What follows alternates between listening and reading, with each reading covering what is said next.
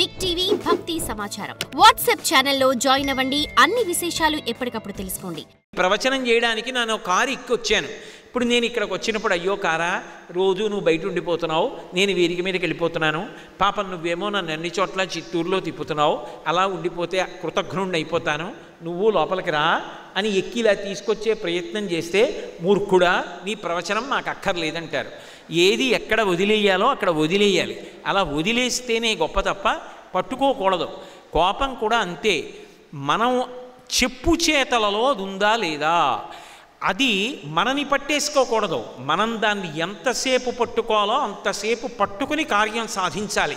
ఏదో చాలా కోపంగా ఉన్నట్టు, బిగుతుగా ఉన్నట్టు నటించి, ముక్కుపుటాలు ఎగరేసి, శ్వాస గట్టిగా విడిచిపెట్టి ఇలా వేలు చూపిస్తే అమ్మో కోపంగా ఉన్నారు అని అందరూ మార్గంలో పడతారు. వెంటనే అయిపోయింది పని, ఆ కోపాన్ని వదిలిపెట్టి తను ప్రశాంత పడిపోతాడు.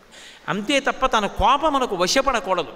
రాముడి జీవితంలో గొప్ప విషయం ఏమిటంటే రాముడు కోపమునకు వశపడడం. అందుకే వాల్మీకి మహర్షి అడిగిన 16 గుణములలో ఇదొకటి. తెచ్చిపెట్టుకుంటాడు. ఆయనే కోపం తెచ్చిపెట్టుకున్నాడు అనుకోండి, దేవతలు కూడా ఉనికిపోతారు. అందుకే కోన్వస్మిన్ సాంప్రదంలోకే గుణవాన్ కశ్చ వీర్యవాన్ ధర్మజ్ఞశ్చ కృతజ్ఞశ్చ సత్యవాక్యో దృఢవ్రతః చారిత్రేణ చ కోయుక్త సర్వభూతేషు కోహిత విద్వాన్ కః కస్సమర్థశ్చ కశ్చైక ప్రియదర్శనః ఆత్మవాన్ కో జితక్రోధో ద్యుతిమాన్ కో ననసూయకః కస్య బిభ్యతి దేవాశ్చ జాతరోషస్య సంయుగే జాతరోషస్య సంయుగే అన్నారు. ఎవడు కోపాన్ని తెచ్చిపెట్టుకున్నంత మాత్రం చేత కస్య బిభ్యతి దేవాశ్చ దేవతలందరూ కూడా భయపడిపోతారో అటువంటి వాడు రాముడు. అటువంటి రాముడు రామాయణం మొత్తం మీద ఒకే ఒక్కసారి కోపమునకు వశపడిపోయాడు. ఎప్పుడు వశపడిపోయాడో తెలుసా? రావణాసురుడు స్వామి హనుమ మీద పుంఖానుపుంఖలంగా బాణాలు ప్రయోగించాడు. రాముడు యుద్ధం చేస్తూ ఒక స్థితిలో ఇలా కిందకి చూస్తే తాను అధిరోహించిన హనుమ శరీరం పూచిన మోదుగ చెట్టులా కొట్టాడు. నెత్తురు ఏరులుగా పారుతోంది. హనుమ అంత బాధని ఓర్చుకుంటున్నది చూడగానే రాముడు ఆ రోజున మాత్రం కోపానికి వశపడిపోయాడు. ఆ రోజున రాముడు కాడు, రాముడు రుద్రుడైపోయాడు. అంత క్రోధాన్ని పొందాడు. అంటే రాముడికి కూడా అంత కోపం వచ్చేటట్టు చెయ్యగలిగినంత సేవాధురీణుడెవరు అంటే స్వామి హనుమ ఒక్కరే. హనుమ యందు అద్భుతమైనటువంటి గుణాలు ఉన్నాయి. అందుకే హనుమద్వాహనం అంత ప్రఖ్యాతి వహించింది. ఆయన అంత శరీర వేగం ఉన్నవాడు లోకంలో లేడు. ఆయన అంత ధైర్యం ఉన్న మనస్సున్నవాడు లోకంలో లేడు. అసలు మన మనసుకి ఎక్కడికి పడితే అక్కడికి వెళ్ళిపోయేటటువంటి లక్షణం ఉంది. పూజ చేసుకుందామని కూర్చున్నాను అనుకోండి, ఎక్కడికో పోతుంది నా మనసు. రేపు ప్రయాణం మొదలు పెట్టాలి కదా, ఎన్ని గంటలకి బయలుదేరితే బాగుంటుంది, ఎన్ని గంటలకి నేను ప్రయాణం చేయవలసినటువంటి ప్రదేశానికి చేరుకోవాలి, ఏవో రకరకాల ఆలోచనలు. ఇక్కడ పూజ అయిపోతూ ఉంటుంది. ఇక్కడ అవయవాల్ని యాంత్రీకరించి తాను ఎక్కడికో పోతూ ఉంటుంది మనసు. ఆయన మనసు ఎంత వేగంగా వెడుతుందో అంత వేగంగా ఆయన శరీరం వెడుతుంది. మన అదృష్టం ఏంటంటే మన శరీరానికి ఆ వేగం లేదు. అందుకని కనీసం మనసు వేగం మనిషి కూర్చున్నాడు. మనిషికి కూడా ఆ వేగం వచ్చిందనుకోండి, ఇంకెవడైనా తట్టుకోగలడు అసలు అనుభవించే భోగాలకి? ఆ వేగం లేదు మనకి. కానీ హనుమకున్న గొప్పతనం ఏమిటో తెలుసా? ఆయన వేగం అలా ఉంటుంది, ఆయన మనసుకున్న జవం అలా ఉంటుంది. అంత ధైర్యశాలి. అసలు ఆయన మొక్కవోడు, అంత ధైర్యంతో ఉంటాడు. అందుకే వాల్మీకి మహర్షి రామాయణ రచనలో ఒక అద్భుతాన్ని సృష్టించారు. కిష్కింధకాండ పూర్తి చేస్తూ ఒక శ్లోకాన్ని రచించారు. రావణాసురుని చేత బంధీకృతయ్యి సీతమ్మ ఉన్నది అన్న మాట సంపాతి చెప్పాడు. ఎక్కడ ఉన్నది కాంచనలంక? 100 యోజనముల లవణ సముద్రాన్ని దాటి ఆవలి ఒడ్డుకు వెడితే, ఉత్తర తీరానికి వెడితే అక్కడ అశోకవనం కింద, అశోకవనంలో శిశుపావృక్షం కింద సీతమ్మ నాకు కనపడుతోంది. ఎందుకని? సంపాతి ఆ వైనతేయుడు వినతాసుతుల యొక్క వంశంలో వచ్చినటువంటి వాడు. అందుకే ఆయనకి కూడా గరుత్మంతుడు వాళ్ళలాగే దూరదృష్టి. ఎక్కడో కూర్చుని ఎక్కడో సముద్రానికి ఆవలి వైపు కాంచనలంకలో ఉన్నటువంటి అశోకవనంలో శిశుపావృక్షం కింద కూర్చున్నటువంటి సీతమ్మ దర్శనం చేసి అక్కడుంది సీతమ్మని చెప్పాడు. ఆయన చెప్పింది నిజమని గుర్తేమిటి? కాలిపోయిన రెక్కలు మళ్ళీ వచ్చాయి. రామకార్యం మీద పెడుతున్న వాడికి మాట సాయం చేసినా కాలిపోయిన రెక్కలొచ్చాయి. ఇది రామకథా బలం. కాబట్టి అటువంటి సంపాతికి రెక్కలొచ్చాయి. ఇప్పుడు బయలుదేరి వెళ్ళాలి. కానీ అక్కడ ఉన్నవాడు సామాన్యుడు కాడు, అరివీర భయంకరుడు. దేవేంద్రుడంతటి వాడు హడిలిపోతాడు. నైనం సూర్య ప్రతిపతి వార్ష్వేవాతిన మారుత చలోర్మిమాలి తం దృష్ట్వా సముద్రోపి నకంపతే అంటారు బాలకాండలో దేవతలు రావణాసురుడి గురించి చెప్తూ. రావణాసురుడు అలా బయటికి వస్తే, అది గ్రీష్మ ఋతువు అనుకోండి, సూర్యుడు బాగా ప్రకాశించాలి, అపారమైన వేడిని విడిచిపెట్టాలి. మధ్యాహ్నం 12 గంటల వేళ రావణాసురుడు అలా అంతఃపుర గవాక్షంలోకి వచ్చాడనుకోండి, వెంటనే సూర్యుడు తన తేజస్సునంతటినీ ఉపసంహారం చేసి వెనక్కి వెళ్ళిపోతాడు. అంత భయం. సముద్రం దగ్గరికి వచ్చి నించున్నాడు అనుకోండి, సముద్రంలో తరంగాలు రావు. తరంగాలు ఆపేసి ఒక నదిలా సముద్రం తరంగాలు లేకుండా అయిపోతుంది. ఉత్తరాఖండలో ఒక అద్భుతమైనటువంటి విషయాన్ని చెప్పారు. అసలు లోకం అంతా ఎవరికి భయపడుతుందంటే యమధర్మరాజు గారి పేరు చెప్తే భయపడుతుంది. రావణాసురుడికి భయపడి దేవతలందరూ సమావేశం పెట్టుకున్నారు. ముఖ్యులు దిక్పాలు పెట్టుకున్నప్పుడు అనుకోకుండా రావణాసురుడు అక్కడికి వచ్చాడు. అయ్యబాబోయ్ వీడు వచ్చేసాడని అక్కడ ఉన్న వాళ్ళందరూ తలో శరీరంలోకి దూరి పారిపోయారు కనపడకుండా. పాపం యమధర్మరాజు గారికి ఏది దొరకల, అలాగే నించున్నాడు. వచ్చేసాడు రావణాసురుడు. అమ్మో వీడు నన్ను చూసేసేస్తాడేమో, నన్ను చంపేస్తాడని ఎవరు? లోకములను భయపెట్టగలిగిన యముడు భయపడ్డాడు. భయపడి అటు ఇటు చూశాడు. చెట్టు మీద కాకి కనపడింది. కాకి కాకి నీలో దూరుతాను, నన్ను తప్పించు రావణాసురుడి నుంచని సూక్ష్మ శరీరం పొంది కాకిలో దూరాడు. కాకి ఎగిరి వెళ్ళిపోయింది దూరంగా. రావణాసురుని చెడ నుంచి నన్ను విముక్తి చేశావు, నీకు నేను ఒక గొప్ప వరం ఇస్తున్నాను, నీకు రోగాలు రావు. అందుకే కాకి ఇలా తీసి పడేసింది తినేస్తుంది, మిరపకాయలు తినేస్తుంది, ఇంగిళ్ళు తినేస్తుంది. బహుశా మున్సిపాలిటీ వాళ్ళకి దానంత ఉపకారం చేసే ప్రాణి ఇంకొకటి ఉండదు. సగం పరిశుభ్రత అదే చేసేస్తుంది రహదారులవిని. అటువంటి కాకి ఏది తిన్నా దానికి అనారోగ్యం ఉండదు. కాకి ఆయుర్దాయం ఎంత అని ఓ కాకిని చూపించి అడిగారు అనుకోండి, ఎవడూ చెప్పలేడు. అంత బలంగా ఉంటుంది. సాధారణంగా బలవన్మరణం తప్ప, ఏ విద్యుద్ఘాతానికో మరణించాలి తప్ప సహజంగా వృద్ధురాలైపోయి కాకి చచ్చిపోయిందని చెప్పడం ఎవరికీ సాధ్యం కాదు. కాబట్టి నిన్ను రోగం ఏమీ చెయ్యదు. పైగా నీకు ఒక గొప్ప వరం ఇస్తున్నాను, నువ్వు ముట్టుకుంటే పితృదేవతలు తిన్నట్టే. అందుకే ఇప్పటికీ తద్దినం పెట్టినప్పుడు పిడచ కాకి ముట్టుకుందా లేదా అని కాకి వచ్చింది అమ్మయ్య అంటారు. అది ఎవరిచ్చిన వరం అంటే, ఒకప్పుడు యమధర్మరాజు గారు రావణాసురుణ్ణి చూసి భయపడి కాకి ఇచ్చినటువంటి వరం. అంటే రావణాసురుని యొక్క బలపరాక్రమములు ఎటువంటివో ఆలోచించండి. వాడి దృష్టి పడితే చాలు హడిలిపోతారు అందరూ. నిద్రపోతున్నప్పుడు ఆయన చెయ్యి ఇలా చాపి పడుకుంటే వాల్మీకి మహర్షి అంతటి వారు ఆ చేతిని ఏమని వర్ణించారంటే పంచశీర్షా వివోరగౌ అన్నారు. 5 తలలు కలిగినటువంటి పాము ఒకటి పాన్పు మీద ఇలా పడుకుంటే ఎవరైనా ధైర్యం చేస్తారా దగ్గరికి వెళ్ళడానికి? అది 5 తలల పాము. పాము ఎలా ఉంటుందో ఆయన చెయ్యి అలా ఉంటుంది. మాషరాశ ప్రతీకాశం నిశ్వసంతం భుజంగవత్ గాంగే మహతితో యాంతే ప్రసుప్తం ఇవకుంజరం అని సుందరకాండలో వర్ణిస్తారు. ఏనుగు గంగానదిలో స్నానం చేసి వచ్చి పడుకుంటే ఎలా ఉంటుందో, నల్లటి మినుముల పోగు తీసుకొచ్చి పోస్తే ఎలా ఉంటుందో రావణ బ్రహ్మ అలా ఉంటాడు. 10 తలకాయలతో విరాజిల్లుతూ ఉంటాడు. అంత భయపెడతాడు. దేవతలు కూడా హడిలిపోతారు. 100 యోజనముల లవణ సముద్రాన్ని దాటితే ఎక్కడో కాంచనలంక.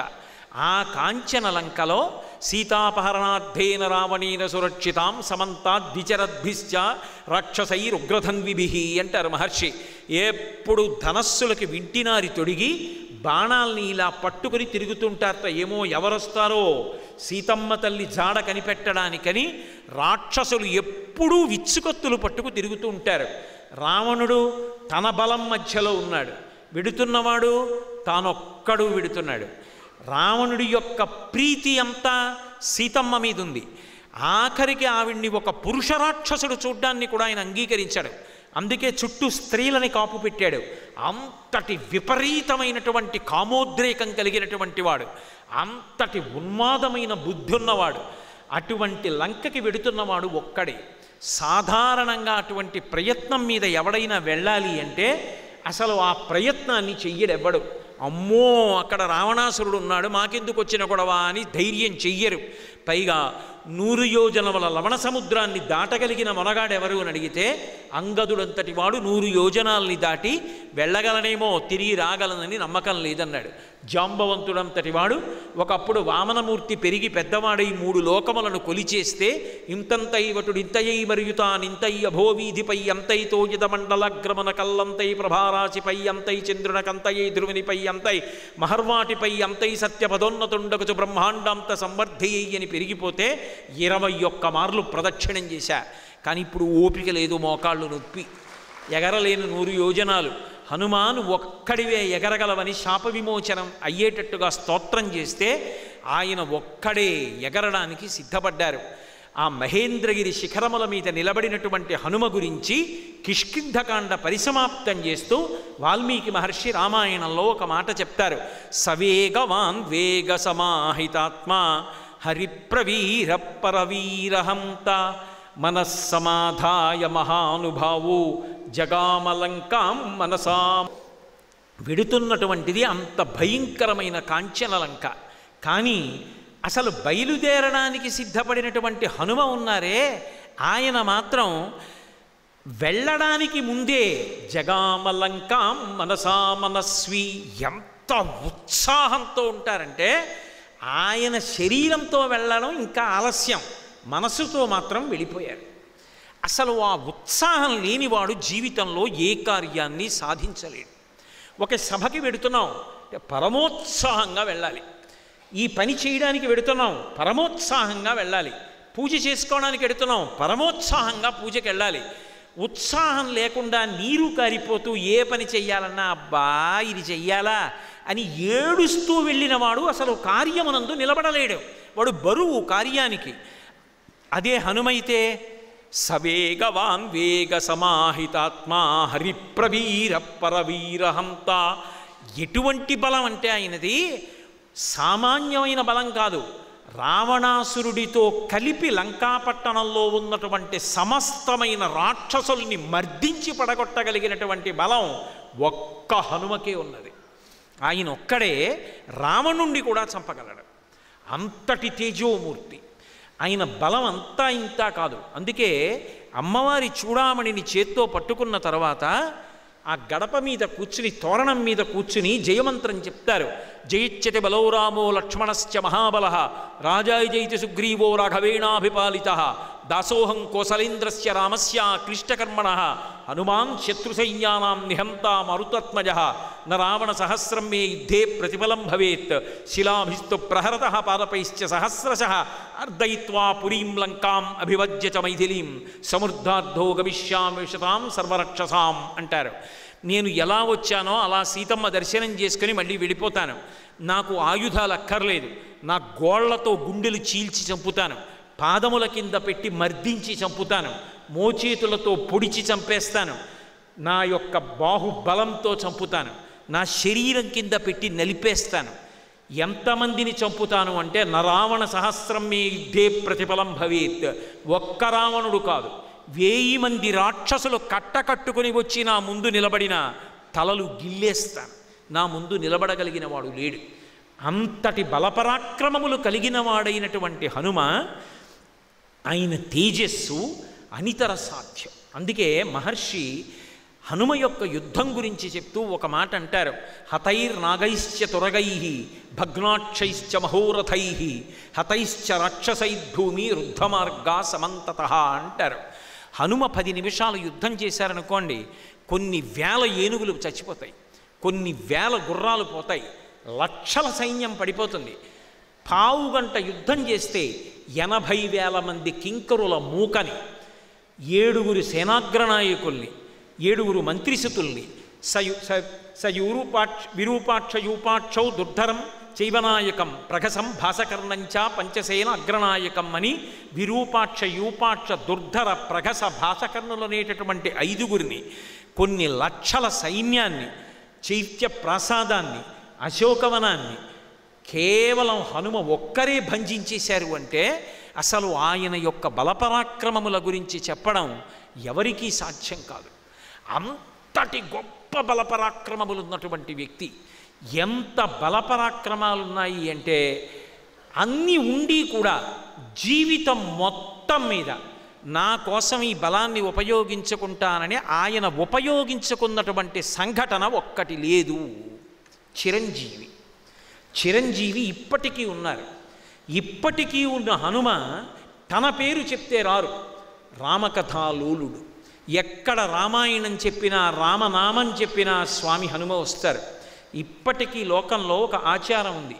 రామాయణం చెప్పినా సుందరకాండ చెప్పినా రామకథ చెప్పినా పక్కన వేరే ఆసనం వేసి పద్మపీఠం కింద పీఠం వేసి పాదపీఠం కాసిని పువ్వులు వేసి ఉంచుతారు. తప్పకుండా స్వామి హనుమ వచ్చి అందులో కూర్చుని వింటారు అంటారు. ఎందుచేత అంటే రామచంద్రమూర్తి అవతార పరిసమాప్తి చేస్తూ హనుమని అడిగారు, హనుమ నువ్వు కూడా వచ్చేస్తావా? నాతో చాలామంది సరయూ నది ప్రవేశం చేస్తున్నారు, వస్తావా అన్నారు. హనుమ అన్నారు, స్వామి నాకు మీ కథ ఒకటి మీరొకటి కాదు. మీ కథ ఈ లోకంలో ఉన్నంతకాలం నేను ఇక్కడే ఉండి రామనామం చెప్తూ రామ కథ ఎక్కడ చెప్పబడుతుందో, రామనామం ఎక్కడ చెప్పబడుతుందో అక్కడికి వెళ్ళి కూర్చుంటాను, కూర్చుని నేను కాపాడతాను అన్నారు. రామచంద్రమూర్తి వరమిచ్చారు. మత్కథా ప్రచరిష్యంతి యావల్లోకే హరీశ్వర తావద్రమస్య సుప్రీతో మద్వాక్యం అనుపాలయన్. నిన్ను నేను శాసనం చేస్తున్నాను, చిరంజీవిగా ఈ లోకంలో ఉండు, భవిష్యత్ బ్రహ్మవి. ఎక్కడెక్కడ రామనామం వినపడినా, ఎక్కడెక్కడ రామ కథ చెప్పినా అక్కడక్కడికి వెళ్ళి నువ్వు ఉండు. నువ్వు వెడితే చాలు మంగళాలు జరుగుతాయి. హనుమ పేరు చెప్తే చాలు, హనుమ గురించి వింటే చాలు, హనుమ యొక్క కథని విన్నా ఒక్క నమస్కారం చేసినా చచ్చిపోయేవాడు బ్రతుకుతాడు. అది మనిషి జీవితానికి తీవ్ర స్థాయి. ఇక చచ్చిపోవడం అనేటటువంటి మాట ఎప్పుడు వస్తుంది? అసలు ఆ మాట అనకూడదు. ఆత్మహత్య చేసుకుంటాను అనకూడదు. నేను చచ్చిపోతానండి, ఇక బ్రతకను, నేను బ్రతకలేనన్న మాట ఎప్పుడు వస్తుంది? ఇక ఈ కష్టాల్లోంచి నేను బయటికి రాలేనంటే. చచ్చిపోతానన్న వాడిని కూడా బ్రతికించగలిగిన వారెవరంటే హనుమ ఒక్కరే. అందుకే ఏలినాటి శని దోషంలో ఉన్నవాళ్ళు కూడా సుందరకాండలో 48వ సర్గ పారాయణ చేస్తారు. హనుమ ఇంద్రజిత్తుతో యుద్ధం చేసినటువంటి సర్గ అది పారాయణ చేస్తే ఏలినాటి శని దోషం ఉపశమిస్తుంది అంటారు. మహానుభావుడు. అసలు మీరు రామాయణంలో చూడండి, ఆయన ఎక్కడ కనపడితే అక్కడ చచ్చిపోయే వాళ్ళు బ్రతుకుతూ ఉంటారు. అది హనుమ యొక్క గొప్పతనం. వాల్మీకి రామాయణాన్ని అలా తీసుకొచ్చారు. అందుకే రామాయణ మహామాలారత్నం వందే అనిలాత్మజం. ఒక మాల ఉందనుకోండి, దానికి ఇప్పుడు ఈ మాల ఉందనుకోండి, ఇట్నుంచి ఒక భాగం ఉంటుంది, ఇట్నుంచి ఒక భాగం ఉంటుంది. దీనికి ఈ గుచ్ఛం లేదనుకోండి, ఇది కానీ తీసేసాననుకోండి, ఇది రెండు కింద విడిపోతుంది. అప్పుడు ఈ మాలకి అందం ఉండదు. మాల అంటే ఈ గుచ్ఛం ఉంటేనే అందం. రామాయణం అనేటటువంటి మహామాల ఇలా విడిపోతే, సీతాపహరణం అయిపోతే, ఈ సీతారాములు ఇలా కలవడం ఎలాగో తెలియక రామాయణ కథ ఆగిపోవలసిన సందర్భం ఏర్పడితే రామాయణ మహామాల రత్నం, ఈ పుష్పగుచ్ఛం ఎలా ఉంటుందో అలా ప్రకాశించి రామాయణం అనేటటువంటి మాల పూర్తవడానికి కారణమైన మహాపురుషుడు స్వామి హనుమ. ఆయన ఎంత గొప్పగా మాట్లాడతారంటే లోకంలో ఆయనలా మాట్లాడేటటువంటి వాళ్ళు ప్రపంచంలో మీకు కనపడరు. అందుకే సాధారణంగా ఒక మాట చెప్తారు, ఎక్కడైనా సరే తడువుకోకుండా ఏ విషయమైనా జ్ఞాపకానికి వచ్చి కొన్ని గంటలు మాట్లాడగలిగినటువంటి ప్రజ్ఞాశాలి ఎవరైనా ఉంటే ఖచ్చితంగా ఆయనకి హనుమ యొక్క అనుగ్రహం ఉంది అని చెప్తారు. హనుమ అనుగ్రహం పొందినటువంటి వాళ్ళు ఎవరు ఉంటారో వాళ్ళు అంత గొప్పగా మాట్లాడగలిగినటువంటి సమర్థతని పొందుతారు. అందుకే ఆయన వాయుపుత్రుడు. మాట వాయువు వలన వస్తుంది. మీరు చూడండి, అసలు ఆయన మాట్లాడినట్టు ఎవరు మాట్లాడరు. ఆయన సురసతో మాట్లాడితే రామకథని పరమ సంక్షిప్తంగా చెప్తారు. ఒక చోట ఎక్కువ చెప్పవలసి వస్తే ఎక్కువ చెప్తారు. ఎక్కడ మాట్లాడకూడదో అక్కడ మౌనంగా ఉంటారు. ఎక్కడ ఎంత మాట్లాడాలో అంత మాట్లాడతారు. ఎంత మాట్లాడతారో అంత మాట్లాడగలిగినటువంటి హనుమ ఏది మాట్లాడాలో అది మాత్రమే మాట్లాడగలిగినటువంటి ప్రజ్ఞ ఆయన అయోమయ స్థితిలోకి వెళ్ళినప్పుడు కూడా ఆయనను అనుసరిస్తుంది, ఆయన యందు ప్రకాశిస్తుంది. ఇది పతాక స్థాయి పరీక్ష రామాయణంలో. ఎందుకంటే ఆయనలా ఎవరూ మాట్లాడలేరు. కానీ ఒకే ఒక్క సందర్భంలో రామాయణంలో హనుమ కూడా మాట్లాడడం మరిచిపోయారు. ఆయనకి కూడా ఏం మాట్లాడాలో అర్థం కాల, స్తంభీభూతుడై నిలబడిపోయారు. ఎందుచేత అంటే నిజానికి పరీక్ష ఎవరికి వచ్చింది అంటే స్వామి హనుమకు వచ్చింది. సుందరకాండలో సీతమ్మ తల్లి దర్శనం చేశారు. అమ్మయ్యా తల్లి దర్శనమైంది, రామచంద్రమూర్తికి చెప్పచ్చు అనుకున్నారు. అకస్మాత్తుగా ఆయన ఊహించలేదు, ఆ తల్లి లేచి ఇక్కడ నేను ఉండలేను, ఈ రావణుడు నన్ను సంతోషంగా బ్రతకనివ్వడు, రాముణ్ణి కలుస్తానన్న ఆశ లేదు, అందుకని ప్రాణములు విడిచిపెట్టేస్తానని పూసిన శిశుపావృక్షపు చెట్టు కొమ్మని కిందకి వంచి త్రాగటానికి విషం ఇవ్వడు, కత్తి ఇవ్వడు, చావడానికి అవకాశం ఇవ్వడు, నేను కోరినట్టు బ్రతకనివ్వడు. అది రాక్షసత్వం అంటే. కాబట్టి చచ్చిపోతానని దీర్ఘమైనటువంటి తన జటని తీసి కంఠానికి ఉరిపోసుకొని కొమ్మకి ముడివేసి కొమ్మని వంచి పట్టుకుంది. ఇలా వదిలేసింది అనుకోండి, కొమ్మ పైకి తేలిపోయిందా? ఉపవాస కృషాం దీనాం అనసనేనచ అన్నారు మహర్షి. ఉపవాసముల చేత కృషించిపోయింది ఆవిడ. కొమ్మతో పాటు శరీరం పైకి లేచిపోయిందా? తేలిపోతుంది. పైన కూర్చుని చూస్తున్నారు. సూర్యే చాస్తంగతే రాత్రో దేహం సంక్షిప్యమారుతి వృషదం చకమాత్ర సన్బభూవా అద్భుత దర్శన. పిల్లి పిల్లంత రూపంతో ఉన్నారు. కాబట్టి ఎలా నేను అనుకోలేదే, ఇప్పుడు ఈ సీతమ్మ శరీరాన్ని విడిచిపెట్టేస్తే నేను తిరిగి వెళ్ళిన తర్వాత ఎలా ఉంది సీతమ్మ అని అడిగితే చూశాను, కానీ ప్రాణం వదిలేసిందని చెప్పనా? కానీ ఇప్పుడు ఎలా మాట్లాడడం? ఏవం బహువిధాం చింతాం చింతయిత్వాం మహాకపి సంసర్వో మధురం వాక్యం వైదేహ్య వ్యాజహార అన్నారు మహర్షి అంతటి వారు. ఇంత గొప్పవారైన హనుమ ఏం చెయ్యాలో అర్థం కాల. ఇప్పుడు నేను వానర భాషలో మాట్లాడితే ఆవిడకి అర్థం కాదు, సంస్కృతంలో మాట్లాడితే ఆవిడ పైకి చూస్తుంది. వానరుడేమి సంస్కృతంలో మాట్లాడడమేమి?